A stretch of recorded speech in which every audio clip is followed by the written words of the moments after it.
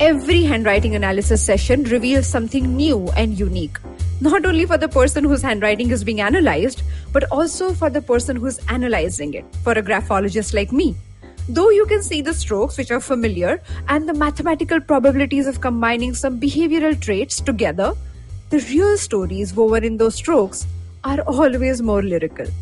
However, once in a while you meet someone who demands that you stay active on your toes, be all alert and agile, answer each question with as much gravitas as possible, as you know that the other person is an intelligent, sharp-witted wordsmith. Welcome to Absolutely Right, the very first graphology-based podcast show in India. I'm your host, Aditi Surana. I am a graphologist and a high-performance coach. I'm elated to introduce you to today's guest, Rochelle Pinto, who is the founding editor of Tweak India, a digital media company built by multitaskers for multitaskers. Before joining hands with Twinkle Khanna in her current organization, Rochelle led the digital teams at some of India's most respected publications, including GQ and Elle. She's also a published author with 2 books to her name. One of them is co-authored with Kareena Kapoor Khan. She has taught at numerous institutes in Mumbai and can be heard discussing fashion on Radio 1. As you listen to this episode, keep your own handwriting sample handy. I will be analyzing Rochelle's writing, but we'll be talking about some handwriting strokes that you can find in your own writing. You make sure that you listen to the popular segments of the show, Autograph Please and the Graphology Tool of the Week.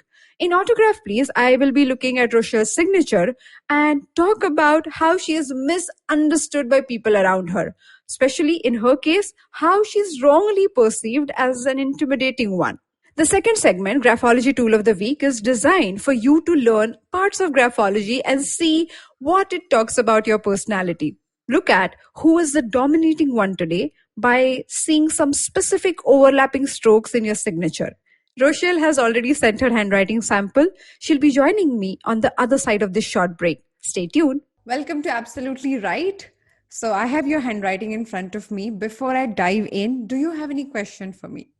I'm just a little nervous, Aditi. I don't know. I feel like quite naked, even though I'm fully dressed, I assure you. But I'm very, very eager to see, what you have in store for me. Graphology, honestly, I've had one experience with a graphologist before, and it was illuminating. So wow. I'm excited, very excited. Thank you for having me. Thank you for joining us. Now, when I look at your writing, first of all, I must say that what you wrote was so funny and so witty. It was a treat to read. Thank you. Generally, I do not read the content of the writing sample, but I just couldn't resist myself. It was so well written. So thank you. There was a lot of pressure. Your producer, Rashi, was like, write anything. And my mind immediately went into like anxiety mode. Now, first thing that stood out when I looked at your writing was your ability to playfully and in an imaginative way plan and execute your creative ideas. Okay. And I'm saying this because the way you write your letter F, it has both the loops completely formed and also has a little knot in the middle. So you make like a nice bloated F letter. Okay. And that talks about how imaginative you are with each plan and how you manage to execute things, not exactly as per your plan, but in a way managing the end result in mind, and you deliver on it. However, there is always some complicated and interesting story to tell, because your planning and execution, somehow people won't see it, but it always twists and turns, and somehow you manage to still deliver what you do. That's actually, I would say, spot on. Because I have a very short attention span. Somehow between coming up with the idea and executing the idea, in the middle I kind of forget what needs to happen. So I learned from a very young age to think on my feet, and nothing goes according to plan. Mostly because I myself forget half the time like what the original plan was. So the ability to adapt, I think, is something that, as a result of exactly what you're saying, right? Like just between the beginning and the end, what the khichdi that goes into that part is often hidden, and thank God, because otherwise nobody would hire me. They'd be like, what a chaotic creature this person is. But so far, I think managed to land on my feet. My grandmother used to always say, "You have to rise to the occasion." This is something like she just kept drilling into our heads. So no Wow. matter what is thrown at you, you have to just figure out a way to make the best of it. So, And you actually do that. So many times the plans made by other people were given to you and you mhm. were expected. I wouldn't say that you landed up, but you were expected to deliver on those plans. Have you So been talking to my boss by any chance, or my teachers, or my parents? yes, we tried hiring people to talk to all of them, but so the whole idea is when you tried that, so many times a part of you does not allow you to do it. And I'll tell you where it comes from. You see the gaps or discrepancies very easily in any situation. You know what you express as funny, witty, humorous actually comes from those discrepancies that you keep observing throughout the day. So when it Mm, comes to following other people's ideas to the T, half of the time you're not convinced. Most of the mm. time you see through the gaps and you see the problems that it would create, in the future already. So when you're dealing with the situation, you somehow manage to keep the resistance at bay, but end up doing what you choose to do anyways. That's such a polite way of saying that I'm stubborn as a mule. I, like it's this is please. I'm glad we're recording this because I'm going to use this now. And in all explanations, I'm just going to be like, I'm not stubborn. I just see the discrepancies in your plan, and I have a better way of executing it. So you're very kind, but that is unfortunately true. No, but I do not agree that you're stubborn. I do not feel you're Oh stubborn. wow! Yeah. Okay. Because I'll tell you where I see the difference, and it's also for our listeners to kind of evaluate the situation. Mm-hmm. Stubbornness is about following up on an idea and supporting the idea only and only because it is my idea. Mm-hmm. Because I've already given this idea, I have, invested my time, energy, and so called my ego with it. Now I cannot back off. This Mm. is where a person becomes stubborn. Right. Most stubborn people, halfway through their stubbornness, get convinced that they shouldn't be stubborn about it, but now they cannot back off, so they continue the battle anyways. Yeah. However, what we are referring to your behavior as firmness, Mm. because you are willing to change if the other person brings in enough logic or whatever enticing idea, you're willing to change. But until and unless that doesn't happen, you won't budge, I which I have feel is a sign of a stronger person and not a stubborn person. uh, yes, I would say that until perhaps my early 20s, I was, exactly as you've described it. I think that what's happened ever since I was put in charge of leading teams Mm-hmm. is that perhaps the ability to let go a little bit and allow for mistakes to happen, even if you know that the mistake is going to happen, but you Mm. allow for it to happen because sometimes people just need to see the mistake happen to believe it for themselves and to then sort of fall Learn in from it. exactly and come over to your side. So it's the same with parents, right? They keep telling the kids don't do this, don't do that, but until you kind of do it yourself. True. So my non-existent maternal instinct was perhaps electrocuted to life purely because of being put in charge of teams. Mm-hmm. But I think overall, it's made me more collaborative, Mm-hmm. which Completely. yeah. Not only collaborative, also you see now your team as a weird way of saying this, but an extension of what all you can achieve together. And Mm, that sense of collective consciousness is a strong word, but collective thinking process, or the organism that you become together to right. deal with a bigger situation. And you're enjoying it, you're enjoying leading these projects, you're enjoying exploring larger ideas which otherwise you knew you couldn't do by yourself, Mm-hmm. which I feel is becoming your new uh, adventure, obsession, being able to figure out what all you can do, how can you say things. So going back to the point I was making, because you read between the lines and you are extremely observant, Mm-hmm. so many times you catch people say things and you do not confront them. Okay. You know that people said something which had this gap, but you do not necessarily confront them. Now Mm. that is an interesting way of listening to somebody and absorbing what they're saying, and Mm. not fighting, not putting up a battle every single time. Mm-hmm. Yeah, that's true. That's not something I would have done when I was younger, but I'm learning Yes. to, you know, because I also think that, sometimes people feel that they need to, especially in a professional environment, people feel like they need to have an answer for a question that's asked or have a response, because we're taught to just react very quickly. And Right. sometimes what I've learned is that uh, it's not necessarily the entire story of Hmm. what people mean to say, or sometimes when they're in a spot, they may not even have the vocabulary to express themselves precisely in the way Hmm. that they really want to. True. So rather than react to specific sentences that people are saying or just half a thought, I've learned to allow people to express themselves, maybe ask a few follow-up questions, which is also always a hazard of the job, right? It's like Sure. you have a sentence, I have three questions to ask you for every sentence that you say. True. Um, but I think that it's put me in a less combative space in general in life. Definitely. Am I allowed to ask you how you figured all of this out? So all of this, so wherever I can give my Okay. graphological tidbits, I'm doing. Okay. But graphology is a collection of almost 800 strokes. Mm-hmm. Not like we have only 52 letters, but the combination. Each Correct. we have 52 types of writing, only the small letter T. Now, when you have 2, 3 styles Mm. like that, you start finding the combination of it, and then you talk Okay. about each trait.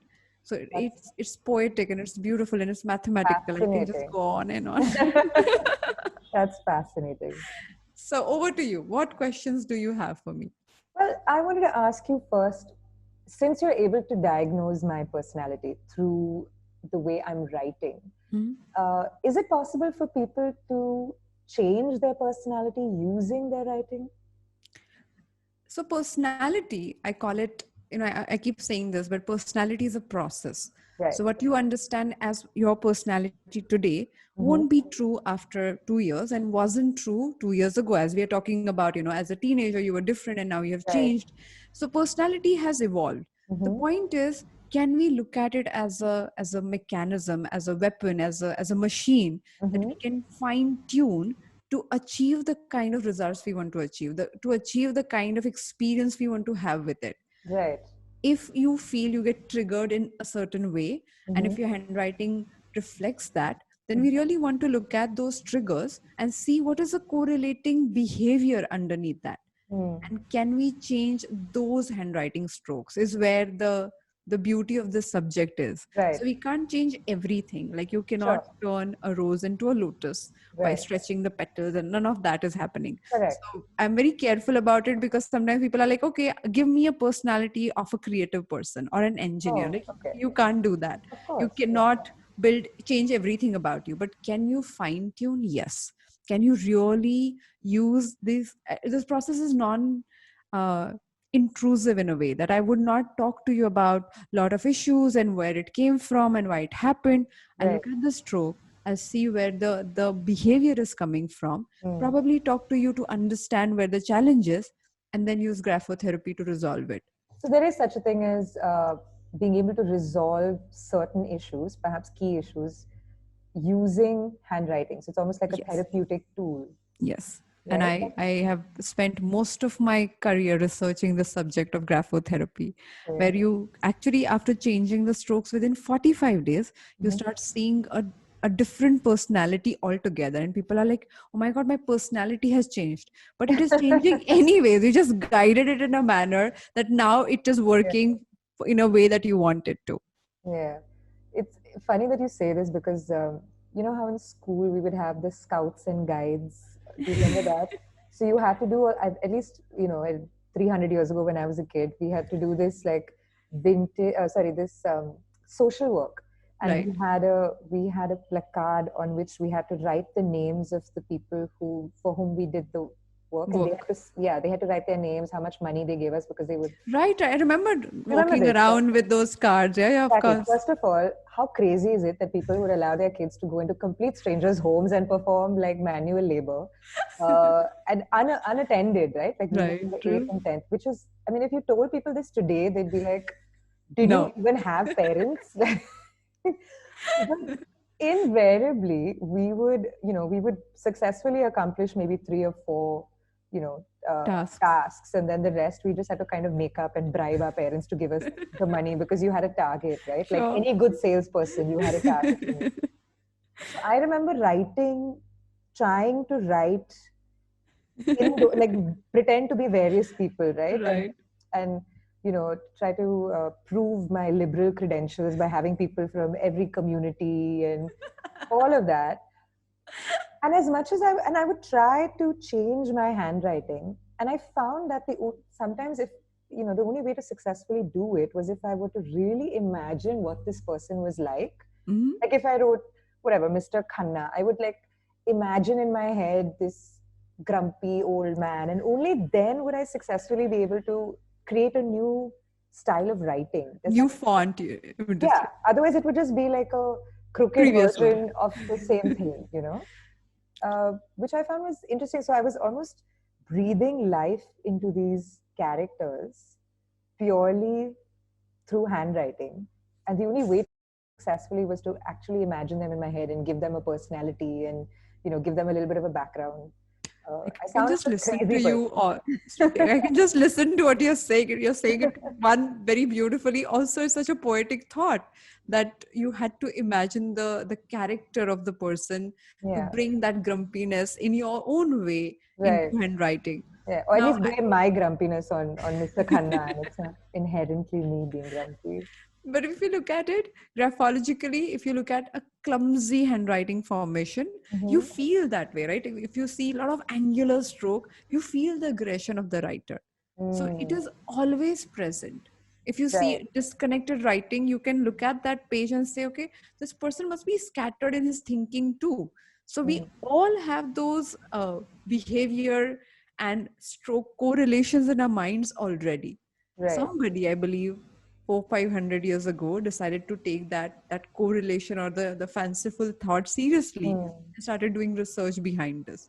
But I agree with you, people do express their emotions in these manners at a mm, larger level. But you know how fever, we know this could be the problem, that could be the correct. symptom, Correct. but Yeah. a doctor would look at it from a different perspective altogether. So you're correct in your imagination for sure. Okay. Awesome. Do you have anything else to So I give? was thinking, if you ask me questions, I can probably start Okay. describing different situations and how you Right. behave and what all we can talk Okay. about. It will So just emerge. you mentioned triggers, right? Right. Does my handwriting give you any clues to what triggers me? Okay. Yes, it does.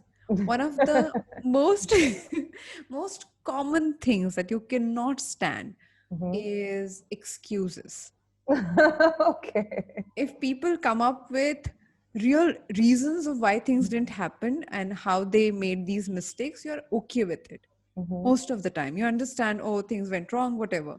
But Right. when people try to build these stupid stories and you Mm. can see through most of them, you Mm. just cannot stand, you just get triggered. For you in general, Mm. trust is at a larger level is an important idea. Yeah. You work towards it, you build it, you make sure that the other person proves you right over and over again. So building trust and delivering on the trust that you've built Mm. matters to you, and that is your internal accountability score that you have.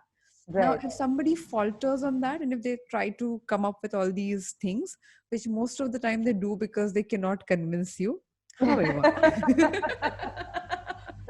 Okay. however, when that happens, people feel awkward, they feel lost, they really struggle to Mm. come up with reasons. And then according to you, you become, you get triggered, also you become judgmental about how could you Mm. lie to me, and then there is a spiral that you go through. So Right. that definitely triggers you. Right. I would agree. For me, trust and ethics is very important. Like whether that's in relationships of all varieties. Like Right. friendships, professional relationships, romantic relationships, and I would like to believe that I'm a forgiving person. I believe in the concept of forgiveness. I was about to say, yes, we'll stick to the concept line. I like it. Yeah, I'm willing to, to take a chance and give people second chances, but I don't like being lied to because, as you said, there's it almost feels like more than even the lie itself, it's almost like an insult to my intelligence. And that for me is a little more unforgivable. That you thought Agree. you would get away with it. I'd much rather you just spared us this song and dance and just gave it to me straight. Mm-hmm. Um, and because I've been told, which I'm sure you already know from my handwriting, that I have a, shall I say, the word is intimidating. A lot of people tell me, oh, that when we first met you, we were very intimidated by you, or when we spoke to you on the phone. And I'm like, me? Me? I'm so but it's been told to me often enough that I'll believe it. I'm intimidating. As a result of which, people with perhaps softer personalities feel like they can't take the time to think about what they need to say and how to phrase it properly, and they just sort of come up with something in the moment, which, as you said, it just creates this vicious cycle where I'm like, you're lying, you're not someone Right. I can trust. Yeah, so can you see that I've been accused of being intimidating, even though I'm like so gentle through my handwriting? Gentle? What are we talking about?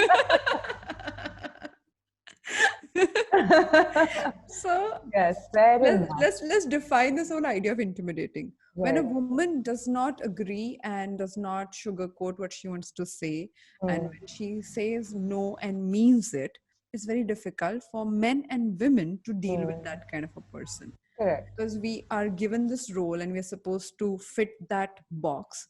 And it's not that you work very hard to not fit that box. Definitely that's not the case, and that's where probably you have this idea of gentleness. But An illusion, a fantasy. agreed. But when it comes to your acute observations, your ability to process information and come up with exactly articulate what exactly you want to say, when that happens, people feel that there is no scope for them to argue, defend Mm, themselves, and this is where the intimidation is seen by them. correct. Right? Are you intimidating? You have low threshold for stupidities. I love that. I'm going to put that on a t-shirt. Just as a warning. Yes. So make sure that you test yourself before you come in front of me. So I always tell my team there's no such thing as a stupid question. Like if someone has a genuine doubt, uh, I'm in fact very happy when people ask questions in the course of communication. What I don't like is when you don't learn from the question that you've asked, and then you just kind of transfer that responsibility to the person who's you're asking the question to. Right. You know what I mean? Because like none of us were born knowing the things that we do.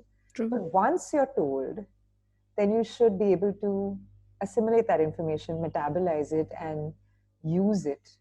So I would say So that's here where is my. so here is a point. So many times we understand a situation and what people should do from our internal frame of reference. Correct. Yeah. Right? So because you're quick at understanding, learning, adapting, Mm. and also problem solving, when you look at other people, you think these qualities are one must, and secondly so simple. Right. Why is it a problem? How could you have problem with this? Like this is something, I did it when I was 13-year-old. What are you struggling with? But this is the part of feeling intimidated by you, Mm. when they feel that they won't be accepted for their flaws, or you're okay until you're okay, and when you're not okay, suddenly the whole situation will become different. That Mm. makes you slightly unpredictable for them. Mm. That's interesting because literally this is the exact same thing I keep telling my boyfriend, that just because it's easy for you to understand doesn't mean that everyone understands it. But I think what I've learned in my journey of being a team leader is that perhaps the most important thing is to communicate clearly, Mhm.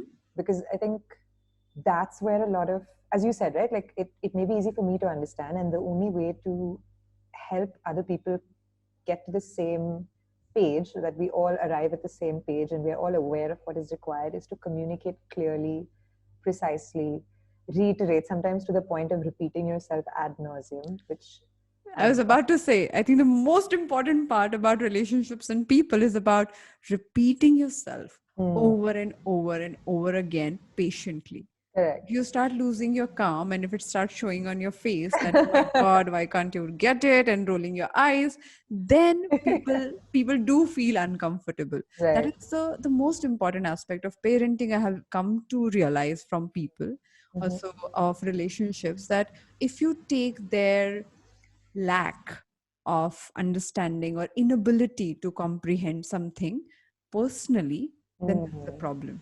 Right. And This is you why do that a masks, lot. I do. And this is why masks are especially useful because it covers enough of my face that, my Not your eyes, not rolling of eyes, by the way. sunglasses and mask. I'm just going to go Okay. everywhere like that. Because, yeah, I have no poker face. It's a, often in situations like this, like now we are recording this as video, right? And I'm probably thinking that I have control over my facial expressions. And then I'll watch the video and I'll be like, oh my God, you made like 300 facial expressions in 1 minute. What is wrong with you?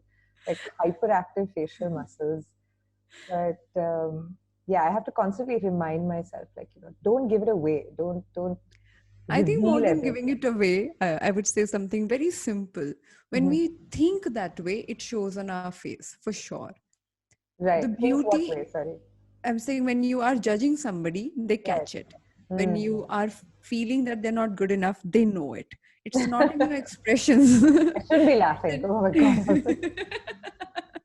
It is in your body language. It is, Right. sometimes we walk into a room where two people have just fought and they're Mm. not fighting anymore. They're back to their work, but there is this sense of tension in the Oh room. my God. Yes, you can cut it with a knife. I know. Exactly, right. And it is not about the verbal communication. It's not about their body language. It's just that tension that Mm. exists. And all of us are equipped, talented enough, intuitive enough to feel that kind of pressure.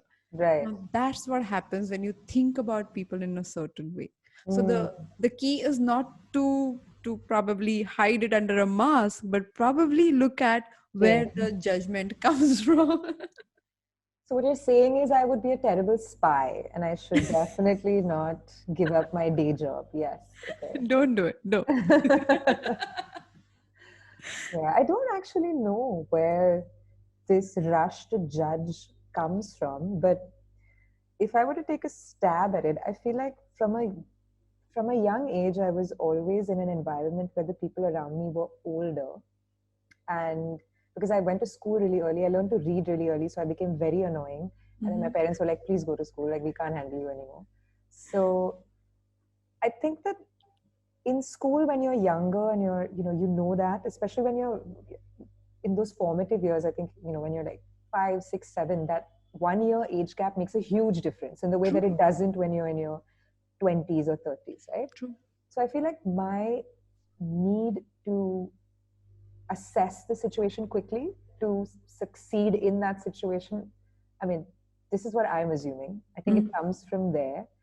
And then it got exacerbated by the fact that I had to figure out who are my, because I'm naturally a competitive person. So like, who is somebody I need to kind of watch out for, and who's someone who I need to be aware of. True.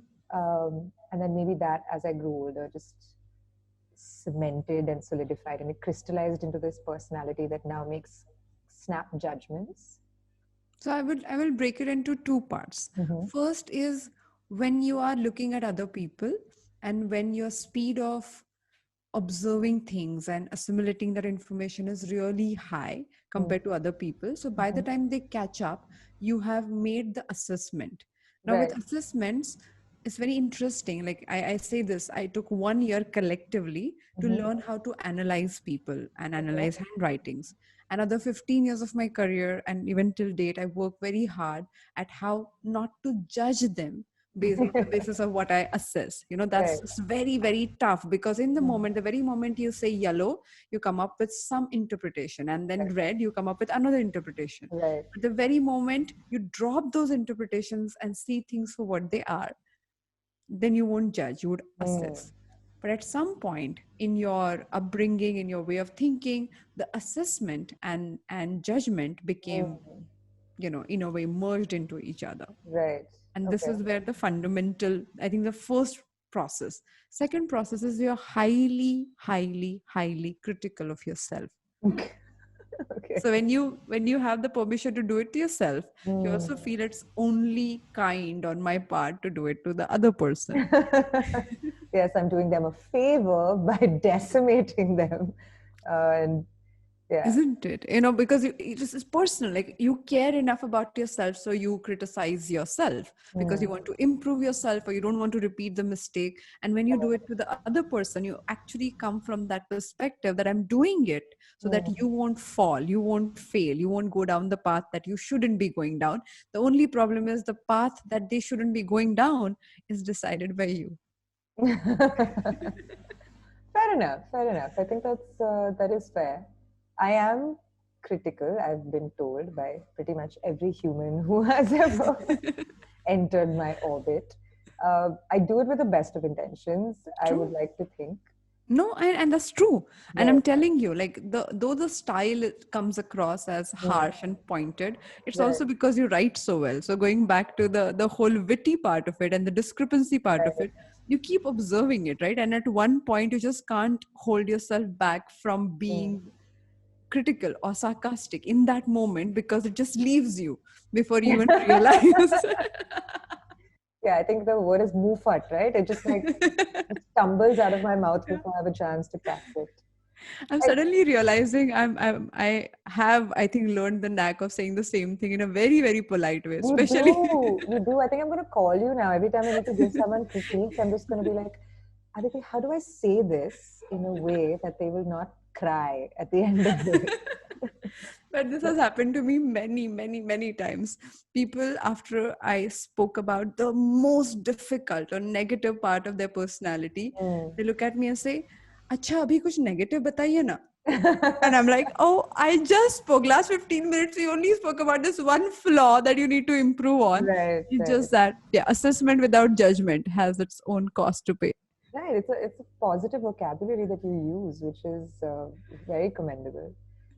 What I have learned to do to, I would say, pad the impact of some of the sentences is to issue qualifiers before and after. So I'll be like, you know, you have to do this, but if you choose to do it another way, that's also okay. But maybe you want to consider. And so just today, in fact, I was talking to one of my closest friends and very animatedly describing the path of action I thought she could take. And every 5 minutes, I had to be like, yes, but I totally respect what you want to do. And every time I said this, she kept laughing because she's like, you don't Right. have to try doing this with me. She's like, I know you don't mean a word of it. I'm like, no, no, no, I do. I do. But I Didn't would I say much people rather see you. through it? I mean, people who know me well. I think the other thing is I get too heavily invested in other people's Well-being. well-being and decisions, and I I actually lose sleep thinking about how they should do something. And it may have been a casual mention. They would have been like, this is a problem, and like for me, it's like, okay, how can I help them fix it now? So how? So I have to look at your writing sample to just describe this trait you spoke about.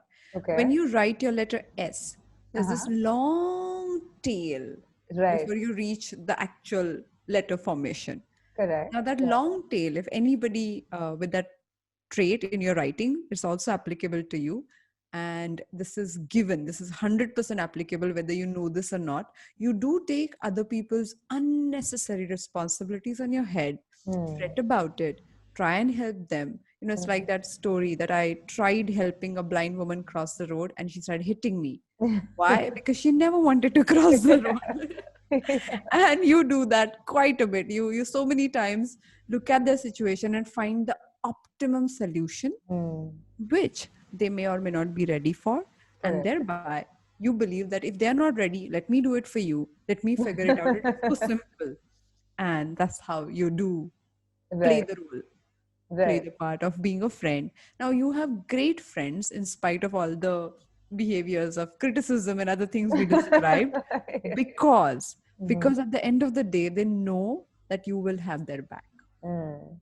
At the end of the day, they're like, people won't say things because they want to be socially right, politically right, and this right and that right. But if they talk to you and if they present their problem, you will describe the situation in a complete objective and also black and white kind of a Mm. compartmentalized way of looking at the situation, because you realize like, okay, if I have to talk to you, I might as well add value, otherwise what's the point doing it?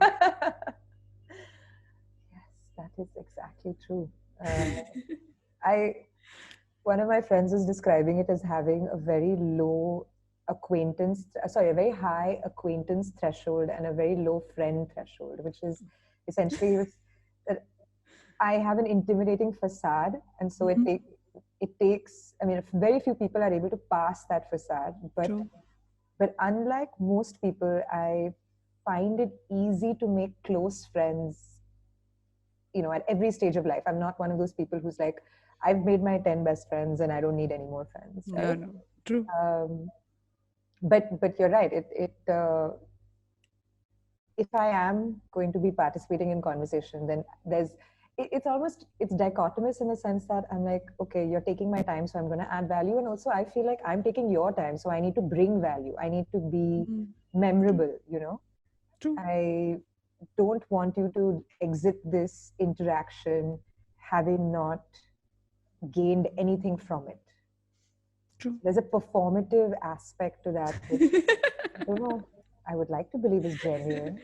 I think more than performative, it is about the trust that you have taken so much of time to build, and you want to deliver on that trust. Right. So you want your friend to trust you to be by his or her side to solve the problem with them.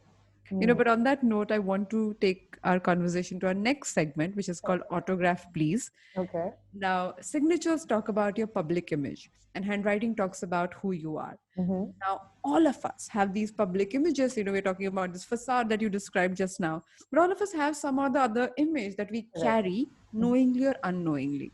Right. The problem happens when the gap goes unconscious, the gap goes beyond our control, or unknowingly we start behaving in a certain way. Right. Now, I'm looking at your signature and I want to talk about that gap, which leads to misunderstandings in different ways with different people, especially in social and public scenarios. So, if you can Right. think of anything, please give us a story that we can, remember and associate with.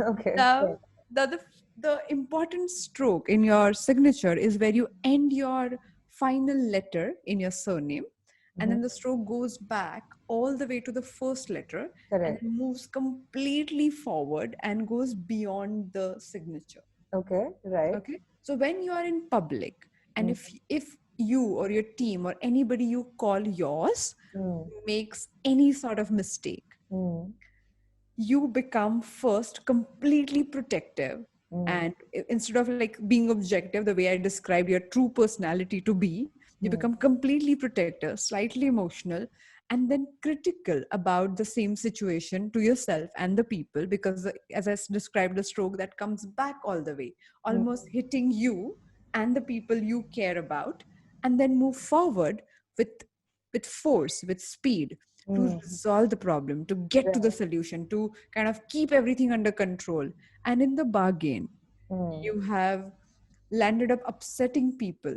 You have kind of, stepped on wrong feet. I can't even say foot.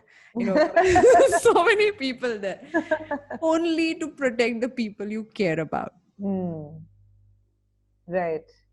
I'm trying to think of an example, and perhaps I blocked it out. So the need to take care of the situation is so high.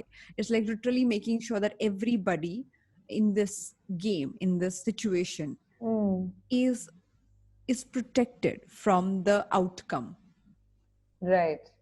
I have a very literal example. I don't know if that was more of a physiological reaction as opposed to a psychological reaction. But I'll tell you the story anyway. So when I was very young, my sister, who I didn't really like very much at the time, I've changed my thought on that. Like, we're very close now, but she was very annoying by her own admission. It was not me.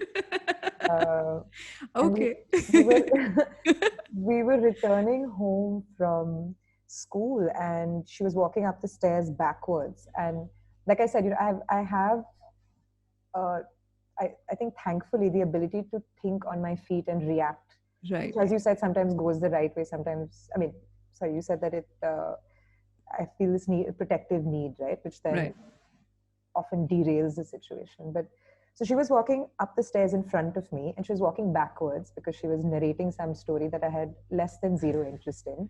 So I was sort of looking down, and she was walking backwards and jabbering away. And as she reached the top of the stairs, I noticed a shadow on the stairs. And as I lifted my head, I realized that there was a cobra. Please bear in mind, I'm from Goa, so God. this is not a fake story. Oh my God. There was a cobra that had seen us, and it had raised its hood. And my dear sister, walking backwards, stepped on the cobra, on its head. Oh. And I don't know, there was some sort of survival instinct that kicked in, and she was 5 or 6, which means I was 11. And I just reached forward, grabbed literally all I could get was her hair because that's the only thing I could reach, and like just dragged her down the flight of stairs. Literally, like her body is slamming down the stairs. My God. At some point, her hair slipped out of my hand, and she's screaming, and she's like screaming in this whole, because she obviously thinks I'm assaulting her. She doesn't realize that I'm saving her life. True. And then grabbed her collar, dragged her out, and I was just. So, like I said, it was a physiological reaction, but I don't know if this really makes sense to the story. But it does. And it's exactly what I'm trying to say, because you were trying to protect, but Right. people in the situation kind of retaliate, Right. believing that this is done forcefully. This shouldn't be done in this manner. Now apply this to any situation psychologically. Right. Makes sense. Yeah, I was not pleased with the fact that she put us in that situation either. I was like, can't you just walk normally? Who walks backwards? But yeah, I think there is a rush to help people without perhaps fully giving them the liberty to reject my help, which happens often enough. Yeah, definitely. And I think that's the point I was trying to make, because your efforts, and you do evaluate yourself on the basis of how much did I do, what contribution did I make. That's your major evaluation metrics, if I may say, and you keep improving it without keeping in mind whether the other person really needed that help. And in the process, and I must give my own example, so many times, after studying people so much, you can see the trends and you can see the patterns. And when people close to you speak in a certain manner and you really want them to progress, I caught myself being critical of them only because I didn't want them to fall. And in the bargain, I ended up spoiling these relationships in order to help them. And then there were no relationships left for me to help them because they're like, oh my God, this was so tough. This was so critical. And as a person, I behave like that. For me, I have my whatever standards and I keep reinventing myself. It took some awareness and a lot of work for me to realize if the end goal of the situation is to help the other person, then it also has to be done in a manner that they will enjoy the process. Correct. That simple awareness that some teacher brought for me just shifted the way I interacted. Right. No, that is very insightful. And I think just having the patience to ask, how can I help, perhaps is a tool that you could use. And if the person says, I don't need your help, or no, nothing, then just being able to sit down and I don't think that tool will work for you. I'm trying. I don't know what else to do. Yeah, but it's unnatural. I would say that instead of doing it, if you can try giving 3 options to people, say, these are the 3 options I can help you with. Would you like any one of them? Because you have done the problem, you have done your role or job of solving the problem and coming up with solutions, which you cannot stop yourself from. And at the same time, you have given them a choice to choose from. But if you don't do your job, you're going to feel guilty, keeping the speed at which you function. So that patience and all of that's not going to work. That's excellent advice. Thank you. I will definitely take that as a tool. Sure. Great. Thank you so much for joining us. I think it was poetic, it was beautiful, and also anybody who have learned about themselves that they're intimidating, I think through this conversation they got to see other aspects of it. So I'm Right. very, very happy with this. Thank you so much. Thank you so much, Aditi. I feel like the time has just flown by. So thank you. Thank you. Have a wonderful year. You too. Bye. Bye. A small little signature can speak about you, your parents, your relationship with them, their relationship with one another, your work style, your social skills, your financial decision making, your confidence levels, your leadership styles, and much more. So here is a specific meaning of your first name being overlapped by other letters in your signature. What does it mean? Wait, I'll discuss that on the other side of this short break. Stay tuned. Whether you're an established sports person or a budding one, or simply a sports enthusiast, join us, Tanvi and Shlok. We are two passionate pro badminton players talking policy, mindset and everything sport. So tune in to The Millennial Athlete every Monday. Only on the IVM Podcast Network. Trust us, it's gonna be lit. Parenting is a tough journey. If you are a parent, then you already know this. No matter how hard you try, you feel as if you're going to damage your child in some or the other manner. If you are an adult, then you are already aware of this fact that most of your therapy sessions will be spent in discussing the impact of your parents and their personality on your life and your personality. Best-selling author of the book, The Conscious Parenting, Dr. Shefali says, every interaction with our children is a reflection of our own relationship with ourselves. Which also means that we all are shaped not only by the way our parents looked at us, but the way they looked at themselves. We all have borrowed or even stolen parts of our parents' personality. We signed up to their belief systems, we aped their mannerisms, we followed their value systems and even enrolled for their social values. In the Graphology tool of the week, I will be talking about the dominating impact of your parents' personality on yours. Though we are all influenced by our parents, the degree of impact varies from family to family. In some houses, moms run the show. In others, fathers have the final verdict. Some parents divide their responsibilities and influence equally. And in a few places, both parents are equally unavailable. They say, no matter how old you become, you carry your parents within you. Graphologically speaking, I cannot agree more to that statement. Let me show you how. Imagine a fictitious boy by the name Harry James Potter. Very unique. You haven't heard of that name before, isn't it? Now listen carefully. If the letter H in his signature is overlapped by the first letter in his surname, which is Potter for P, then Harry feels overpowered by his mother. Overlapping of your name, especially of the first letter of your first name, is an important point in the subject of signature analysis. When children feel controlled by their parents to this degree, that their signatures also represent it, then that is the area to look at. When these kids grow up to become adults, they feel subjugated and even repressed by people around them. They take a subservient position in their relationship with their spouses and then feel dominated by the spouse. Most of us land up doing this. We project our inner complications on our spouses and blame them for not being able to fill the gaps in our own personalities. It's kind of a tough job. In some situations like these, people fight believing that the flaw lies with the partner. In most cases, people grow resentful of their partners without knowing that the job of fixing the situation lies in their hand. In such situations, a tool like Graphology can come handy. It can show you the real mirror for you to understand where the damage is coming from. Thank you so much for joining me on this episode of Absolutely Right. I hope this information has added value to your life. In the next episode on our Friday relationship series, the topic will be around paying attention in your relationship.